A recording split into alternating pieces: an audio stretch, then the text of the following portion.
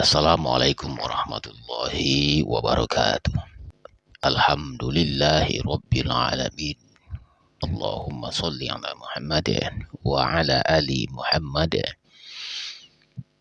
Saudara, dialog kali ini bersumber dari Futuhat Al-Makkiyah dalam bab rahasia solat, dimulai dari paragraf 482. Dialog ini berjudul Dari Fir'aun hingga Angkatan Tangan. Maka Salik bertanya kepada gurunya, "Wahai Syekh, izinkan saya bertanya. Saya telah membaca bagian tentang Fir'aun dalam Al-Futuhat. Satu kalimat membuat hati saya gelisah. Allah berfirman di lisan Fir'aun, Ana Rabbukumul A'la. Apakah ini berarti Fir'aun benar, atau jangan-jangan Ibnu Arabi membenarkan kekufuran? Kata mursyid, tenanglah anakku, jangan terperangkap oleh kulit kata. Ibnu Arabi tidak pernah membenarkan Fir'aun. Yang beliau buka adalah tabir ontologis tentang siapakah sebenarnya yang berbicara di alam semesta. Mari kita mulai dari akar yang lebih dalam, yaitu dua kata kunci yang jarang dipahami. Aisa, Ais, dan Laisa, Lais. Kata Salik, Ais dan Lais. Saya kenal Laisa sebagai kata kerja negatif, tapi Aisa hampir tidak pernah saya dengar. Kata mursyid, benar. Dalam paragraf 487, Ibnu Arabi mengajarkan sebuah rahasia besar. Simak baik-baik. Laisa, sifat ketiadaan mutlak bagi makhluk, baik di masa lalu maupun di masa depan. Dirimu sebelum lahir adalah Lais. Dirimu setelah mati adalah Lais.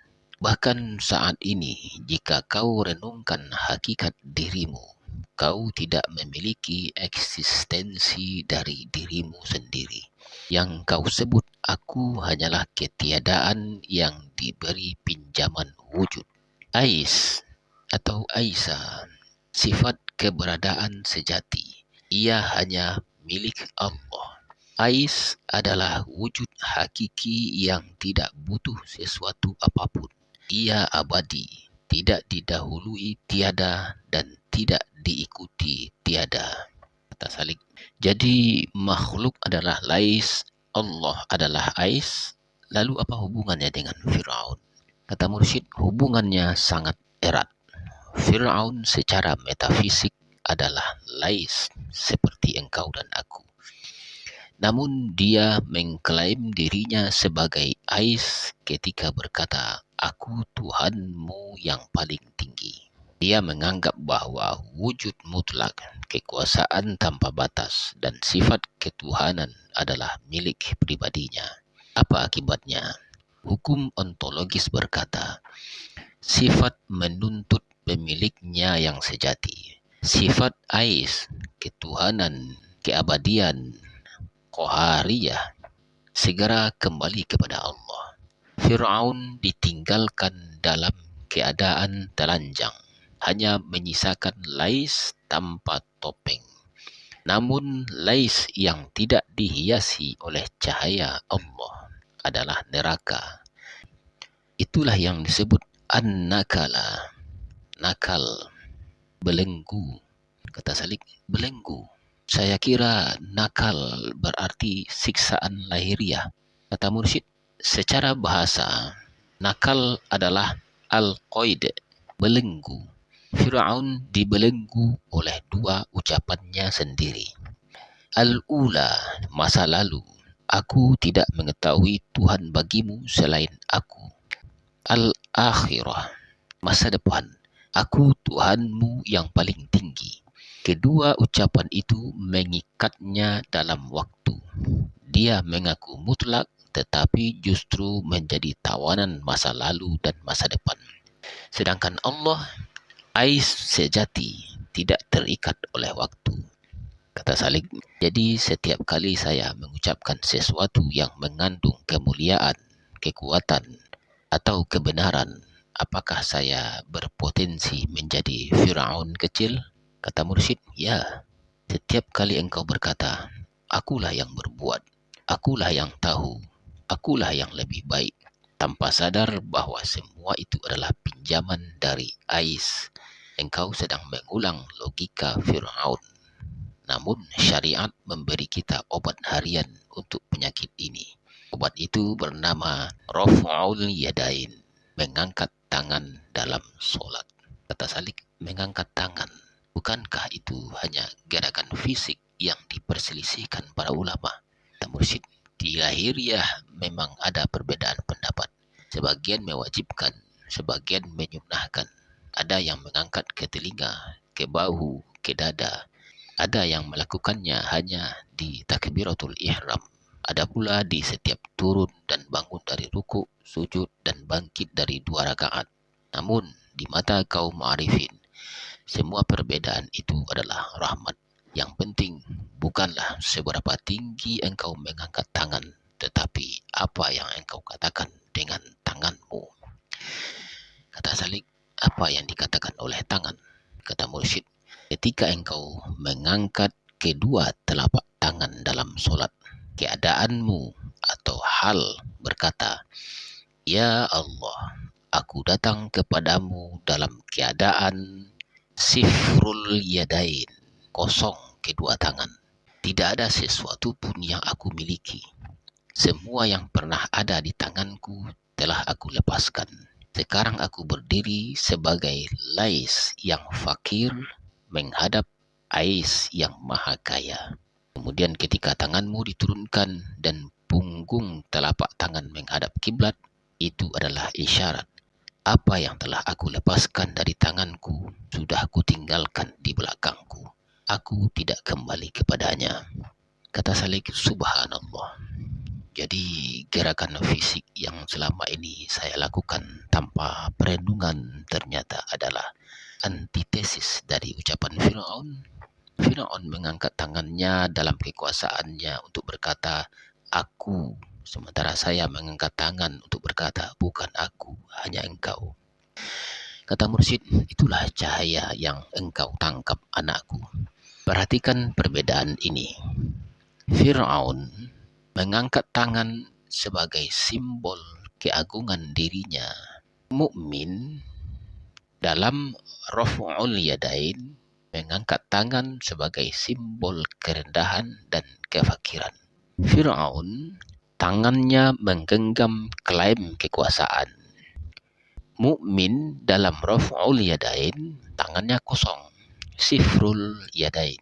Firaun ucapannya, aku yang memberi hidup dan mati. Mukmin dalam Raf'ul Yadain, ucapan halnya la haula wala quwwata illa billah. Firaun, sifat Ais yang diklaim kembali kepada Allah, ia ditinggal telanjang. Mukmin dalam Raf'ul Yadain, sifat Lais diakuinya, Allah memberinya pinjaman wujud, wujudul arif yang penuh rahmat. Firaun hasilnya menjadi nakal, belenggu dan kehancuran. Mukmin hasilnya adalah ittisal, kedekatan dan ketenangan. Kata Salik, lalu bagaimana dengan perbedaan mazhab tentang sejauh mana tangan diangkat? Ada yang ke telinga, ke bahu, ke dada.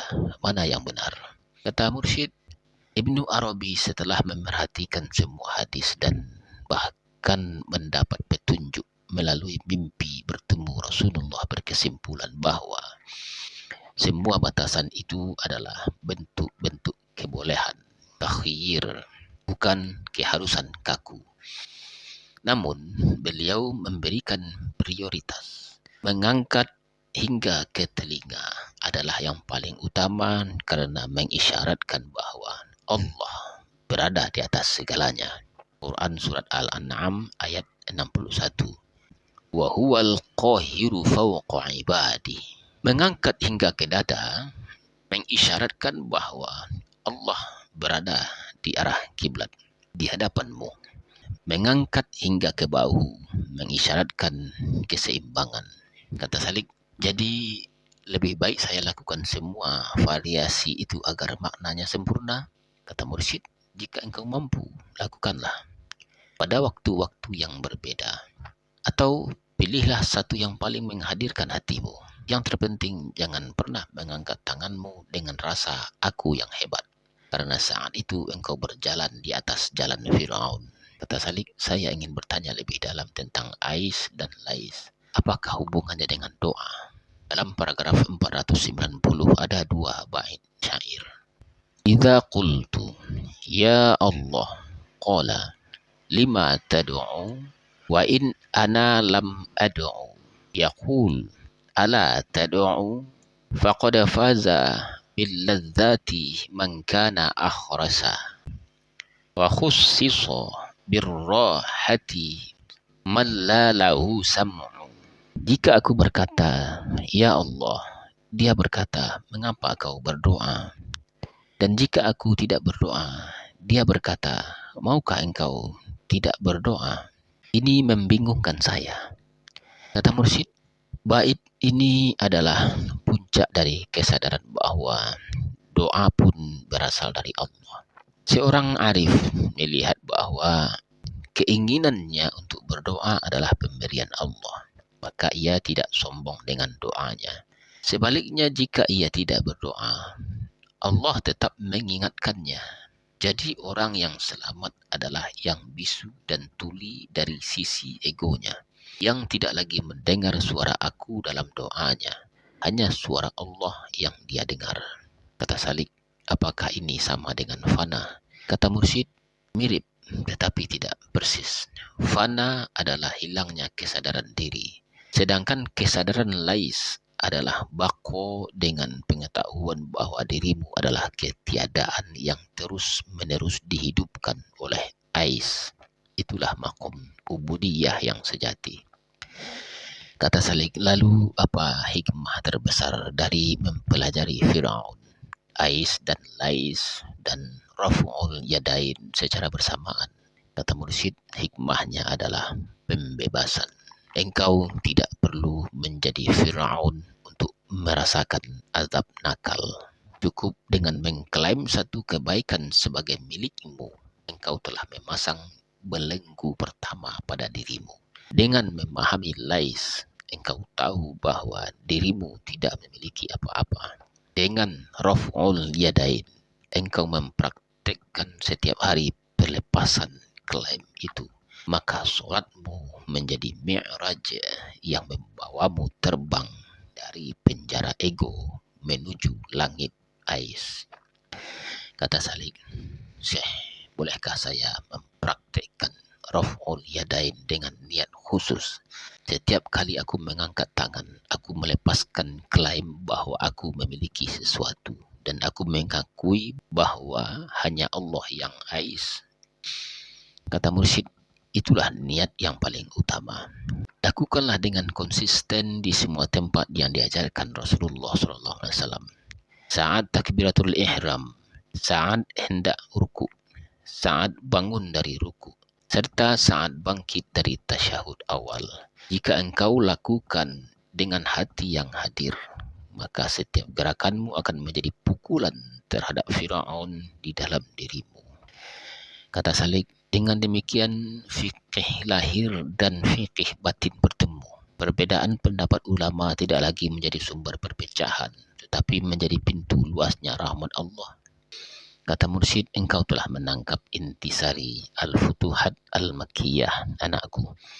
Semoga Allah menjadikanmu sebagai arif yang menyembahnya bukan karena takut neraka atau ingin surga, tetapi karena melihat bahwa Lais tidak pantas mengklaim apa-apa di hadapan Ais yang maha sempurna. Kata Salik, amin. Terima kasih.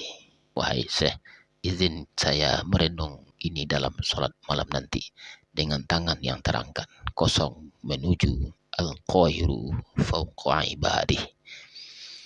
Saudara, demikian dialog kali ini, semoga bermanfaat. Wallahu a'lam bishawab. Assalamualaikum warahmatullahi wabarakatuh.